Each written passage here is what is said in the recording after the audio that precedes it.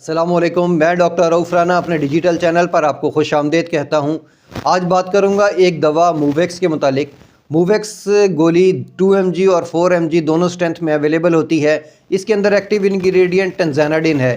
جو کہ ایک مختصر عرصے کے لیے شارٹ ایکٹنگ مسل ریلیکسنٹ ہے، جو پٹھوں کو مسلز کو سکون دینے کے لیے، ان کو ریلیکس کرنے کے لیے اس دوا کا استعمال کروایا جاتا ہے۔ یہ دوا عموماً ان لوگوں کو لکھی جاتی ہے، ان لوگوں کو پرسکرائب کی جاتی ہے جو پٹھوں کے شدید کھچاؤ کا شکار ہوں، جن کے جسم کے اندر درد ہو رہا ہو، پٹھوں کا تناؤ ہو، پٹھوں کا شکایت ہو، یا ایسے لوگ جن کے گردن کے موہروں کے اندر کوئی مسئلہ ہو، گردن کے موہروں کی بیماری کا شکار ہوں، اور اس بیماری کی وجہ سے ان کے پٹھے کھچے ہوئے ہوں، ان کے مسلز کھچے ہوئے ہوں، اس پٹھوں کو ریلیکس کرنے کے لیے، مسلز کو ریلیکس کرنے کے لیے اس دوا کا استعمال کیا جاتا ہے۔ ایسے لوگ جو کمر کے عارضے میں مبتلا ہوں، ان کے کمر کے اندر درد ہوتا ہو، یا بیک بون کے اندر کوئی مسئلہ ہو جس کی وجہ سے کمر کے اندر شدید درد ہو، پٹھوں کے اندر شدید کھچاؤ ہو، ان میں بھی اس دوا کا استعمال کروایا جاتا ہے۔ ایسے لوگ جو جن کے پٹھوں کے اندر عمومی طور پر بغیر کسی وجہ سے بھی تناؤ اور کا شکار ہوتے ہیں، پٹھوں کے اندر درد ہوتا ہے، ان میں بھی اس دوا کا استعمال کروایا جاتا ہے۔ ایسے لوگ جو فالج کا شکار ہوتے ہیں اور اس فالج کے مرض کی وجہ سے ان کے پٹھے ہمیشہ کھچے رہتے ہیں، اس پٹھوں کو ریلیکس کرنے کے لیے، فالج کے مریض کو اس تناؤ سے کم کرنے کے لیے، اس درد سے نجات دینے کے لیے بھی اس دوا کا استعمال کروایا جاتا ہے۔ یہ دوا عمومی طور پر ہمارے جو دماغ ہوتا ہے، اس سینٹرل نروس سسٹم، اس پر اثر انداز کرتی ہے، اور اس کے اندر جو ایسے کیمیکل جو ہوتے ہیں وہ ریلیز کرتی ہے، جس کی وجہ سے ہمارے جو نیورونز ہیں، وہ جو اوور ایکٹیویٹی ان کی ہو رہی ہوتی ہے وہ خاصی حد تک نارمل ہو جاتی ہے۔ جو اوور ایکٹیویٹی زیادہ تیزی کی وجہ سے پٹھوں کے اندر کھچاؤ ہوتا ہے وہ کم ہو جاتا ہے، پٹھوں کی سرگرمی کم ہو جاتی ہے، نیورو ٹرانسمیٹر کی جو اخراج ہے اس کو کم کر دیتا ہے، جس کی وجہ سے پٹھے خاصی حد تک سکون محسوس کرتے ہیں۔ یہ دوا تیزی سے اثر انداز کرتی ہے، اس لیے شارٹ ایکٹنگ ہوتی ہے۔ جیسے ہی ہم کھاتے ہیں کچھ دیر بعد اس کا اثر ظاہر ہوتا ہے، لیکن کچھ دیر بعد اس کی سیکنڈ ڈوز بھی لینی پڑتی ہے۔ ڈاکٹر آپ کی طبیعت کو دیکھتے ہوئے، آپ کے وزن کو دیکھتے ہوئے اس دوا کا انتخاب کرتا ہے کہ کتنی دوا دن میں کتنی بار لینی چاہیے۔ اس لیے ضروری ہے ہمیشہ ڈاکٹر کی ہدایت یا اپنے فارماسسٹ کی ہدایت پر ہی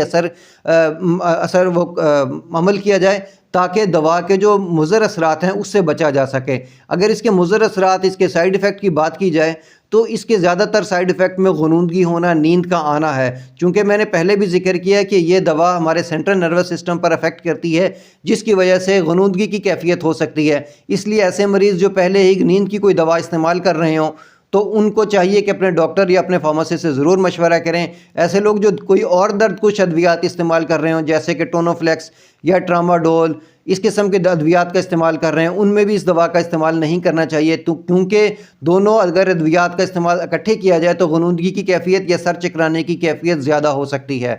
کچھ لوگ شکایت کر رہے ہوتے ہیں کہ اس دوا کے استعمال سے ان کا منہ خشک ہو رہا ہوتا ہے، کچھ لوگوں کو قبض کی کیفیت ہوتی ہے، کچھ لوگوں کو کمزوری یا تھکاوٹ کا احساس ہوتا ہے، چونکہ پٹھوں کی ریلیکس کی وجہ سے ان کے جسم کے اندر جو ہوتا ہے ہلکا پھلکا کا شکار ہوتا ہے، ان کو محسوس ہو رہا ہے چکر آ رہے ہیں، ہم ہلکا پھلکا ہو گئے ہیں، کمزوری اور تھکن ہو رہی ہے۔ کچھ دن دوا کے استعمال سے یہ سائیڈ ایفیکٹ ختم ہوتے ہیں۔ اگر یہ سائیڈ ایفیکٹ کوئی سیویئر قسم کے ہوں تو آپ کو اپنے ڈاکٹر یا اپنے فارماسسٹ سے ضرور رابطہ کرنا چاہیے۔ ایسے کچھ لوگ معمولی سے کچھ کیسز ہوتے ہیں، لاکھوں میں سے کوئی ایک کیس ایسا ہوتا ہے جس میں کچھ مریضوں کو اس دوا سے الرجک ہوتی ہے، جس کی وجہ سے ان کے دوا کھانے کے ساتھ ہی ان کے جسم پر ریڈنس ہو سکتی ہے، خارش ہو سکتی ہے۔ اگر ایسی کیفیت ہو تو فوراً ڈاکٹر سے رابطہ کرنا چاہیے۔ ایسے لوگ جو بلڈ پریشر کی ادویات کا استعمال کر رہے ہوں اور ان کا بلڈ پریشر مینٹین رہتا ہو، ان میں بھی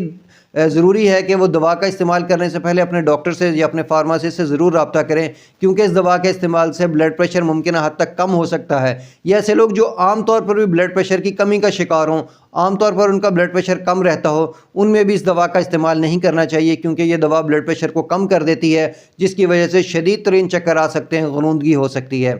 ایسے لوگ جو جگر کے شدید ترین عارضے میں مبتلا ہوں، ان میں بھی اس دوا کا استعمال نہیں کرنا چاہیے، اور اپنے ڈاکٹرز کو ضرور بتانا چاہیے، نہ صرف اس دوا کے لیے بلکہ کسی بھی دوا کا استعمال کرنے کے لیے اگر آپ جگر کے عارضے میں مبتلا ہیں تو ڈاکٹر کی ہدایت کے مطابق ہی اس دوا کا استعمال کرنا چاہیے۔ حمل اور دودھ پلانے والی خواتین میں انتہائی ضرورت کے تحت اس دوا کا استعمال کرنا چاہیے، بلا وجہ اس دوا کا استعمال نہیں کرنا چاہیے، صرف اور صرف ڈاکٹر کی ہدایت کے مطابق ہی عمل کرنا چاہیے۔ ایسے لوگ جو کسی اور انفیکشن کی دوا، اینٹی بائیوٹکس کا استعمال کر رہے ہوں، سپروفلاکسسن جیسے کہ نوویڈیٹ دوا، یا سپروکسن دوا کا استعمال کر رہے ہوں، ان میں بھی اس دوا کا استعمال، دونوں ادویات کا استعمال اکٹھے نہیں کرنا چاہیے، کیونکہ اس کے زہریلے اثرات بھی ہو سکتے ہیں۔ اگر دوا کو اچانک چھوڑ دیا جائے تو اس کے بھی مضر اثرات ہو سکتے ہیں، اس لیے ضروری ہے کہ اپنے ڈاکٹر کی ہدایت کے مطابق عمل کیا جائے۔ آپ کا ڈاکٹر اس دوا کو رفتہ رفتہ کم کر کے آپ کو اس دوا کو چھڑوائے گا۔ فوراً دوا کو چھوڑنے سے بھی کچھ سائیڈ ایفیکٹ ہو سکتے ہیں، جیسے کہ بلڈ پریشر تیزی سے اوپر جا سکتا ہے، دل کی دھڑکن بے ترتیب ہو سکتی ہے، جگر کے کچھ ٹیسٹ ہیں وہ بھی بے قاعدہ ہو سکتے ہیں۔ اس لیے ڈاکٹر کی ہدایت کے مطابق ہی اس دوا کو استعمال بھی کرنا چاہیے اور چھوڑنا بھی چاہیے۔ ایسے لوگ جو اس کا استعمال کر رہے ہوتے ہیں، عمومی طور پر تو ڈاکٹر ان کو رات کے وقت ہی لکھ کر دیتا ہے، چونکہ اس کے اندر غنودگی کی کیفیت ہوتی ہے، تو ضروری ہے کہ ڈاکٹر کی ہدایت کے پر عمل کیا جائے اور اس دوا کو کھانے کے بعد گاڑی چلانے یا کسی مشین چلانے سے اجتناب کرنا چاہیے۔ مجھے امید ہے کہ میری یہ معلومات آپ کے لیے فائدہ مند ہوگی۔ اللہ آپ کو اور آپ کے تمام اہل خانہ کو صحت والی زندگی عطا کرے۔ اللہ حافظ۔